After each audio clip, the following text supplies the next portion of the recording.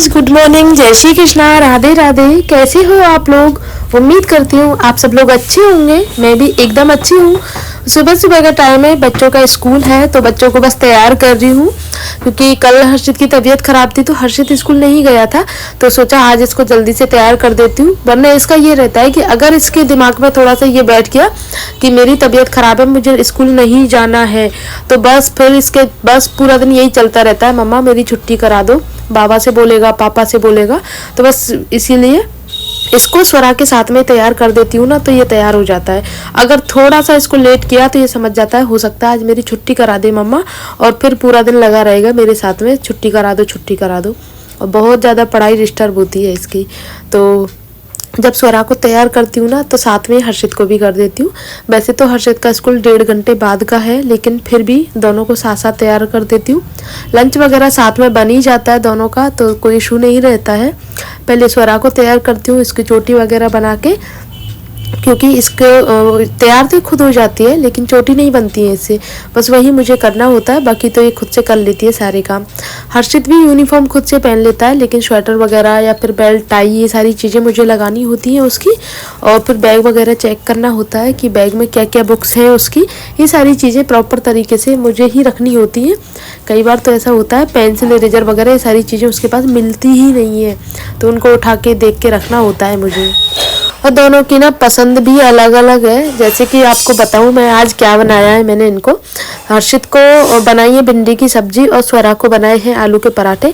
एक आलू रखा हुआ था, कल मैंने आलू मटर की सब्जी बनाई थी तो थोड़ा सा आलू बच गया था एक, तो उसका मैंने ना आलू की पिट्ठी बना के इसको आलू का पराठा रखा है, क्योंकि इसको भिंडी पसंद नहीं है और हर्षित को आलू के पराठे पसंद नहीं है, तो दोनों बच्चों को अलग अलग बनाया है जिससे दोनों पेट भर के खा के आ सकें। वरना अगर मैं जबरदस्ती उसको भिंडी की सब्जी रख देती या इसको भी आलू का पराठा रख देती तो आधा पर्दा खा के आते, बाकी छोड़ देते, फिर इससे कोई फायदा नहीं है। क्योंकि मेरा ये रहता है कि घर पे तो मुझे पता है जैसे तैसे करके खाते हैं, लेकिन स्कूल में तो ना स्कूल टीचर की डांट की वजह से खा ही लेते हैं खाना, इसलिए अगर इनकी पसंद का रख दूं तो इनको और भी अच्छा लगता है। तो मेरी थोड़ी सी एक्स्ट्रा मेहनत होती है, लेकिन अगर मेरे बच्चे उसको शौक से खा के आते हैं तो मुझे ऐसी डबल मेहनत करने में कोई इशू नहीं होता है गाइस, और मुझे खुशी भी मिलती है। तो मेरे साथ में पता है क्या होता है, मैं दोनों का लंच बॉक्स नीचे लगा के आ गई थी, लेकिन ऊपर लेके आ गई कि भूल ना जाऊं कि अब किसका कौन सा लंच बॉक्स है, क्योंकि दोनों को अलग अलग खाना है ना। और फिर भी ऊपर आके भूल गई, तो खोल के चेक किया मैंने कि क्या क्या रखा है, तो स्वरा के सामने लगाया था तो बोल रही थी मम्मा पिंक वाला मेरा है और ऑरेंज वाला हर्षित का है। तो बोल रहा था नहीं मम्मा मुझे चेक करना है कहीं आपने आलू का पराठा तो नहीं रख दिया। तो इसको बस मैं वही समझा रही थी कि मैंने तेरे लिए सादा पराठा ही रखा है भिंडी की सब्जी के साथ में, ये नहीं खाता है बिल्कुल भी। तो इसके साथ में इसका बैग पैक कर देती हूँ और इसकी बुक्स वगैरह भी चेक कर लेती हूँ। और जो सामान इसके बैग में नहीं है वो है ज्योमेट्री बॉक्स, तो बस उसी को ढूंढ रहा है। स्कूल से आते ही पूरा बैग फैला के सारी चीज़ें दिखाता है, मैं कितना भी इसको मना करूँ नहीं मानता है। आते ही फैला के दिखाएगा मम्मा ये खो गया मेरा, ये मुझे मिला है, ये मेरा उस दिन खो गया था तो मैं आज लेके आया हूँ। बस यही सारी चीज़ें कम से कम स्कूल से 10 मिनट आके नॉन स्टॉप बोलता रहता है। जो भी स्कूल में पूरे दिन की एक्टिविटी होती है ना सब कुछ बता देता है। मैं बोलती हूँ थोड़ा सा रेस्ट कर ले, कपड़े चेंज कर ले, लेकिन नहीं, बोलता रहता है लगातार। तो मैं इसकी सुनती रहती हूँ, क्योंकि जब तक मैं सुनूंगी नहीं ये गुस्सा हो जाता है। अब मैं अभी तो स्कूल से आया हूँ, आप मेरी बातें नहीं मान रही हो, तो इसीलिए मैं इसकी ना बिल्कुल चुप होकर सुनती रहती हूँ सारी बातों को। मुझे पता है ये बिना बोले रहेगा नहीं, और जब तक मुझे सुना नहीं देगा तब तक इसको चैन मिलने वाला नहीं है। तो सॉरी, ये सारी चीज़ें हो जाती हैं। और अब इनको तैयार कर दिया है मैंने, तो कपड़े मेरे धुल गए थे तो सोचा इनको भी सुखा दूँ साथ में। कपड़े आज ज़्यादा नहीं है क्योंकि धूप डेली निकलती है, और भाई साहब धूप जो निकलती है ना आजकल, उसके बारे में क्या बताऊँ आपको, बहुत तेज वाली धूप निकलती है कि आप 10 मिनट उसमें बैठ नहीं सकते हो। अजीब सी बेचैनी होना स्टार्ट हो जाती है अगर आप धूप में बैठ जाते हो तो। और कपड़ों का तो ये रहता है कि मेरे सुबह 6 बजे धुल जाते हैं कपड़े, और 6 बजे धुलने के बाद में मैं 8 बजे तक इनको सुखा देती हूँ। साथ में तो नहीं सुखा पाती क्योंकि और भी बहुत सारे काम रहते हैं, जैसे नहा धो के सीधा मैं पूजा करने जाती हूँ, फिर बच्चों का लंच वगैरह बनाती हूँ, चाय पानी ये सब कुछ चलता रहता है। मशीन ऑन रहती है तो मशीन में कपड़े धुलते रहते हैं। जब भी मौका लगता है तो या तो पतिदेव चेंज कर देते हैं मशीन को या मैं चेंज कर देती हूँ, तो हम दोनों मिलके कर लेते हैं। पति के साथ में ना ऐसा नहीं रहता है इशू कि मेरा काम नहीं है ये मशीन को ऑन करना ऑफ करना, तो वो कर देते हैं। और अगर जैसे मैं थोड़ा सा लेट भी हो जाती हूँ तो मेरे साथ में बच्चों को तैयार कराने में भी हेल्प कर देते हैं। इस चीज़ का मुझे एक ठाकुर जी की तरफ से मुझे बहुत बड़ा मतलब क्या ही बोलूँ, टचवुड वो मिला है मुझे पति के रूप में। तो ये सारे काम वो करवा लेते हैं मेरे साथ में। जब भी मुझे जल्दी रहती है, तबीयत ख़राब रहती है, कुछ भी रहता है, तो अपनी पूजा थोड़ा सा लेट कर लेते हैं। कि उनका ये रहता है कि पूजा लेट नहीं होनी चाहिए उनकी, बाकी वो सारी चीज़ें कॉम्प्रोमाइज़ कर सकते हैं, लेकिन पूजा में कोई कॉम्प्रोमाइज़ नहीं करते। तो पूजा के टाइम तक वो अपना काम जो भी होता है फिनिश करके पूजा करने चले जाते हैं। पूजा करने में उनको लगता है 1 से 1.5 घंटे। तब तक मैं अपने घर के बाकी के काम निपटा लेती हूँ और फिर आके नाश्ता वगैरह बनाती हूँ। तो फिर हम लोग सब बैठ के नाश्ता करते हैं। बच्चे स्कूल चले जाते हैं, फिर हमारे पास में 10-15 मिनट आराम से रहते हैं, हम बैठ के नाश्ता करते हैं। वरना अगर मैं ये सारे कामों में ही उलझी रहूँ ना, तो फिर नाश्ता भी हम अलग अलग करें, वो बिल्कुल ना तो मुझे अच्छा लगता है, ना ही मेरे पतिदेव को अच्छा लगता है कि अलग अलग नाश्ता करें, मैं काम में लगी रहूँ, वो नाश्ता करें। क्योंकि मेरा ना ये चीज़ है कि हम देखो काम तो पूरा दिन करते रहते हैं, लेकिन अगर पति के साथ में थोड़ी देर बैठ जाए तो उनको भी अच्छा लगेगा। और हमें तो बताया पूछो ही मत कितना अच्छा लगता है अपने पति के साथ में बैठना। चाय पीने के बहाने, खाना खाने के बहाने, नाश्ता करने के बहाने, अगर 10 मिनट बैठ जाओ साथ में नाश्ता कर लो तो बहुत अच्छी बात होती है। काम का क्या है, काम तो पूरा दिन का रहता है, काम तो कितना भी कर लो।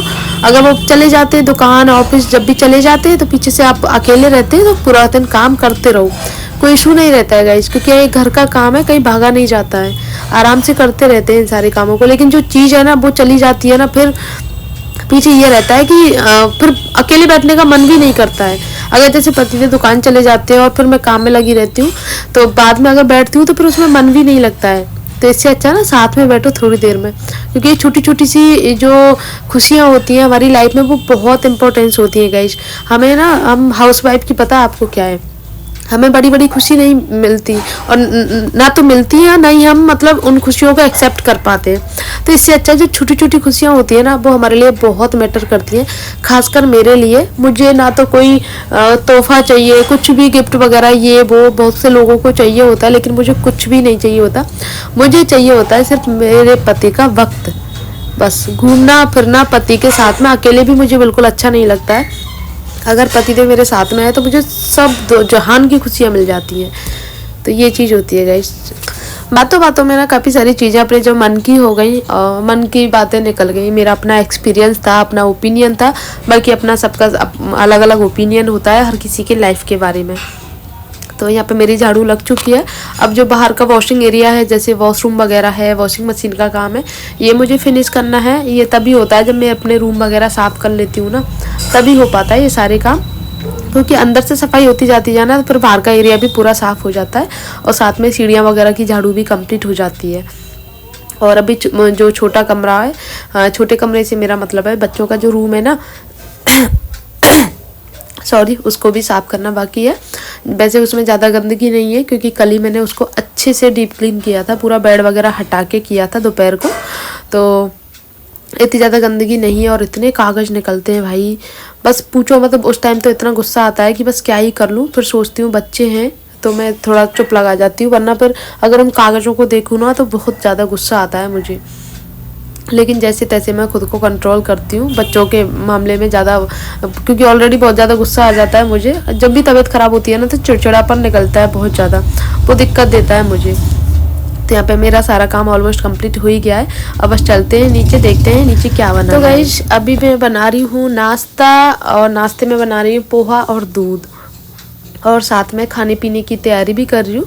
तो खाने में आज बनेंगे कढ़ी चावल, बैंगन आलू, मूंग, चटनी, चिप्स पापड़, सारी चीज़ें बनानी है। जैसे अनकुट बनता है ना, सेम उसी तरह से, क्योंकि हमारे यहाँ ना कढ़ी चावल के साथ में बैंगन आलू और मूंग ज़रूर खाते हैं। तो बस वही तैयारी कर रही हूँ। अभी मैं पहले चावल भिगो देती हूँ, जैसे ही मैं नाश्ता करके आऊँगी तो बाकी जो तैयारियाँ वो बाद में करूँगी। तो यहाँ बेसन घोल दिया है कढ़ी के लिए, मठा भी घोल के रख दिया है, और ये सारी प्रिपरेशन है जो छोटी छोटी होती है ना, वो सारी मैंने करके कंप्लीट कर दी है। अब बस पोहा बनाना बाकी है। पोहे के बाद में दूध बना के और फिर नाश्ता करेंगे, और उसके बाद में बाकी की तैयारियाँ करूँगी गाइस।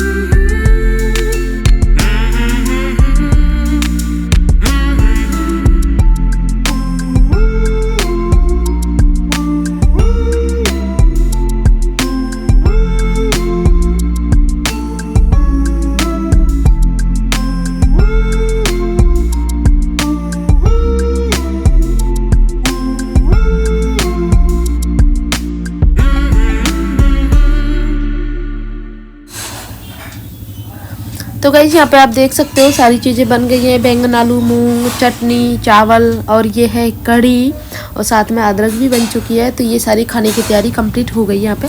अब बस ठाकुर जी को भोग लगाना बाकी है, बाकी तो सारा काम कंप्लीट हो गया है। और इसी के साथ में ब्लॉग को भी करती हूँ यहीं पर एंड। आई होप आप लोगों को अच्छा लगा होगा। अच्छा लगे तो प्लीज़ वीडियो को लाइक करना, शेयर करना, कॉमेंट करना।